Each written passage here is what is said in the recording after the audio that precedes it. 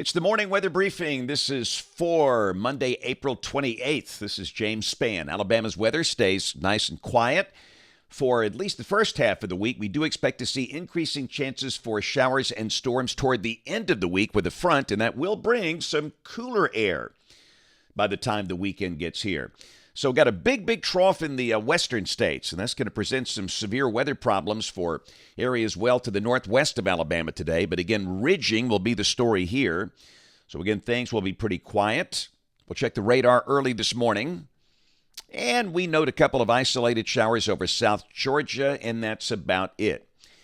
We are in the 60s for the most part to start the day. We do note upper 50s for Haleyville, Aniana, and Gadsden. But we're expecting highs back in the mid-80s in most spots today.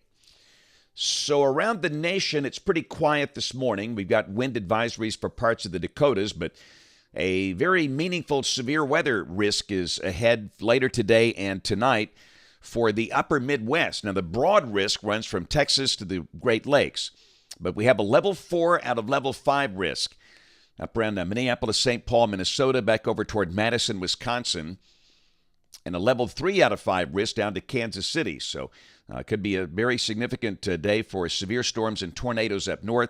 But again, down here, nothing more than isolated storms. Tomorrow, got a risk of severe storms, again, from Texas to the upstate part of New York, including an enhanced risk, level 3 out of 5, from near Columbus, Ohio, up to about Cooperstown, New York. And on day 3, which is Wednesday, a risk of severe storms out around Dallas-Fort Worth. So this is rain for the next 7 days, and really not a lot. We do expect to see a better chance of showers and maybe some thunder by late Thursday into Friday. Rain amounts for most of the state about 1/2 to 1 inch. And that's it. So let's break it down day by day. Model fans. The GFS 06C run, 4 o'clock today. Big trough in the west, ridge here across the southeastern states. And again, we're quiet. Highs up in the 80s. We'll check the high-resolution HER model. This is valid this evening at 6 o'clock. And you can see maybe a few isolated showers or storms over far south Alabama. And that's it. This is tomorrow. Same thing. And we'll mention isolated showers. Most places dry. Highs up in the middle 80s. Same thing on Wednesday. But then Thursday, we have a surface front approaching, and there could be an increase in the number of showers and storms Thursday afternoon and Thursday night over the northern half of the state. And then a chance of showers and thunderstorms statewide on Friday. And again, this is not really a severe weather look, and the rain probably not all that heavy, but that's our better chance of rain this week, late Thursday, Thursday night, and Friday. And then a rather refreshing air mass drops in here for Saturday. Any showers then near the immediate Gulf Coast, and even there, probably not much rain. And for the northern half of the state, highs will drop in the 70s, and lows for the weekend will be in the 50s. Our coolest morning will likely come Sunday morning. This is Sunday. We might even see a few upper 40s for the cooler pockets over North Alabama. A little blackberry winter. But then Sunday afternoon, the high will be around 80. And also, we note the GFS is suggesting some moisture creeps back in here with maybe a few isolated showers Sunday afternoon. But I still think most of the weekend will be dry. And a week from today, Monday, May 5th, big trough in the west. Got the ridge in place here. And again, moisture kind of creeps back in here for maybe a few isolated showers, but nothing too heavy or widespread. Let's go out 10 days. This is Wednesday of next week, May the 7th. Troughing off to the west. We got a ridge here, so we're dry, showers off to the west. But again, this is 10 days out. This could change. Rain for Birmingham for the next 15 days. Really not a lot out there through May 13th. The mean is under 1 inch. And we really do like to see some good rain in May here because you want to see good soil moisture going into the summer, which can help a little bit with the summer heat. But again, this is suggesting not a lot of rain here for the next 15 days. Temperatures mostly 80s, but again, notice that 78 on Saturday and lows getting down in the 50s over the weekend. This is for Birmingham. Birmingham showing 55 on Sunday morning, but again, some of the colder pockets could see 40s over North Alabama early Sunday. And the latest long-range guidance, May 5th through May 11th. Temperatures a little above average if this works out. So 14 years ago today, this is what Alabama looked like in many places. We were shocked at the damage from the tornadoes the day before on April 27, 2011. And for those that, of course, I'm sure if you watch these videos, you know, but there's some people that are new here and they don't know. But on that day, April 27, 2011, we had 62 tornadoes in Alabama. 62, one day. And the death toll was 252. And this is generational, and by that, we kind of define that as something that happens once every 40 years. And we had days like this in 1974, April 3rd, 1974. I lived through that as a high school student. We had a day like this March 21st, 1932. Had a day like this in 1884. So it's happened before, but it doesn't happen that often. And this affected so many different people groups. It affected people that live in the city, people live out in the country, infants, older people. It affected high income, low income, and it was just a horrific day, and I still struggle with the day. I didn't even talk about it for 6 months. I didn't know what to say, didn't want to say anything about it.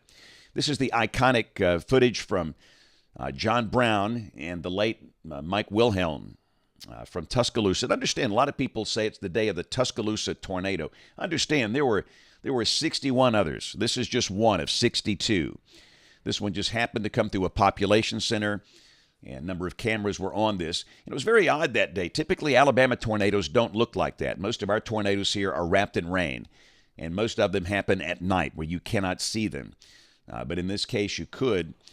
And, of course, we stayed on the air for so long that day. All of our live coverage is on YouTube. You can watch it. And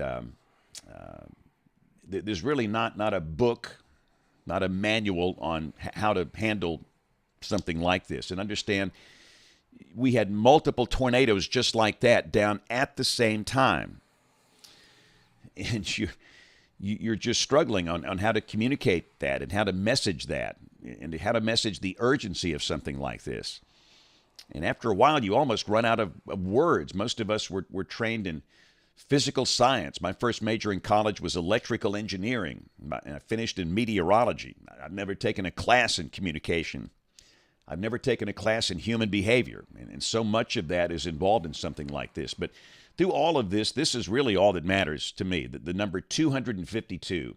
And I could sit here and let this thing scroll all the way through, and I don't have time to do that, but these are the ones that died. And again, this is what really haunts us.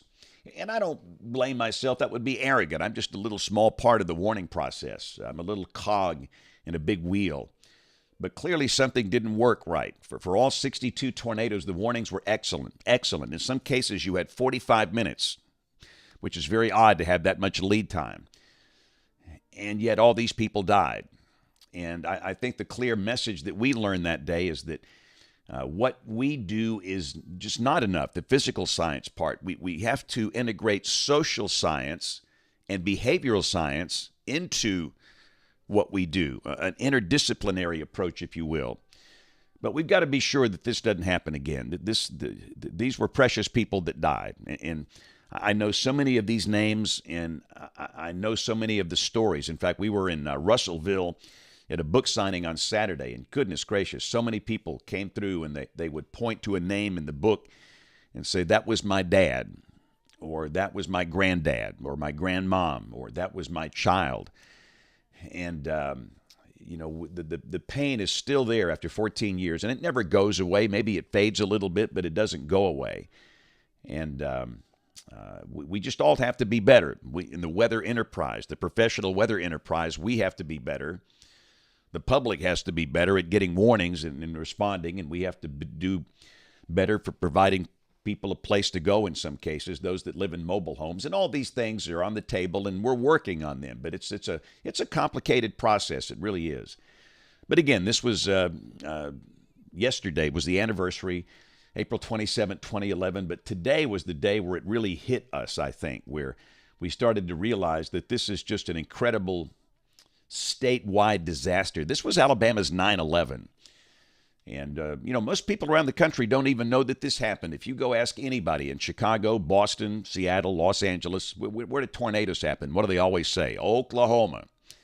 Oklahoma. The truth is, and again, there's nothing to brag on here, but we have more strong, violent tornadoes per square mile than Oklahoma. And people just don't know that because our tornadoes aren't sexy. You can't see them. They don't look pretty. Again, they're typically rain wrapped. But again, I did want to talk long enough to get every name on here because we have to honor everybody that died, and we just cannot forget these people. And I know so many of their stories. I can look at those names and just, it's just horrifying. So again, 14 years ago. All right, so let's look at the schedule for this week. Today going to be in Tuscaloosa, be at Cottondale Elementary, and then Trinity Presbyterian Church for their kindergarten pre-K program. Tomorrow going to be in Tuscumbia, up in the Shoals, Covenant Christian School. Wednesday, Alabaster, Shelby County, Creekview Elementary School. Thursday, back to the Shoals, Mars Hill Bible School in Florence.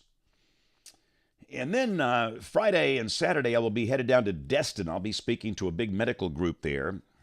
For those that don't know, I've volunteered in healthcare for 20 years and do that from time to time. And so there will be no book signing this Saturday and no book signing the next Saturday on the 10th. That is VBS Promo Shoot Day. The next book signing will be on May the 17th. And again, once we get the information from the publisher, we'll pass that on. Don't forget, tonight it's Monday night. Hey, Weather Brains night. The weekly show for weather geeks, dweebs, nerds, dorks, and weenies. We're at 7 o'clock Central, youtube.com/weatherbrains. Love to have you join us there. Of course, the podcast version comes out later tonight. And, of course, we invite you to watch us on television this evening, ABC 3340 News at 4, 5, 6, and 10 o'clock. Thanks for watching. Have a great day, and God bless.